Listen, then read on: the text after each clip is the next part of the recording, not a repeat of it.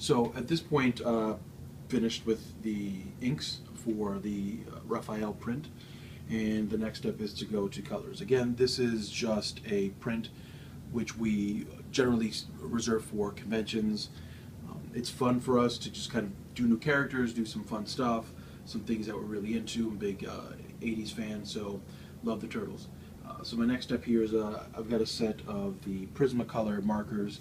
I've got cool grays, French grays, and an assortment of colors. So what I'll be doing is I'll be assessing which colors I'll be using on here. Obviously it's going to be predominantly green color palette, so I'll be pulling out the majority of my greens. I'll test them out on a piece of paper that is the same shade as this. Ideally you want to use the exact same paper, because what happens is, let's say you're working on a Bristol board and you've got 2-ply or 3-ply, whatever it might be, and it's got a certain kind of tooth on it, and then if you're going to be testing out your colors, you pull out regular printer paper. The ink is going to absorb differently.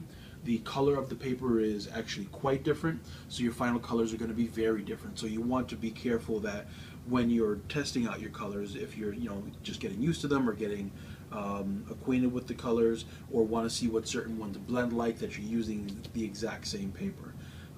You don't want to find out the hard way when you test it out on a completely starch white paper and then you go to an off-white paper and suddenly it's not the color you were looking for.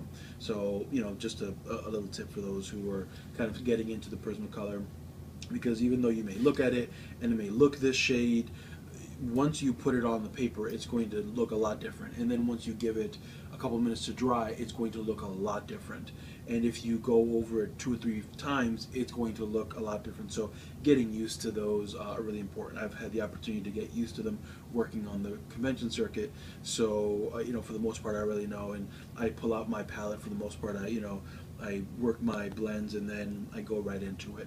But if you're just getting used to it, it's fun to just play around with playing around with different shades of paper, color paper, thickness of paper, and even certain tricks and techniques, whether it's using certain grays to color over, to kind of mute a color or dirty a color up, using the colorless blender to achieve certain effects.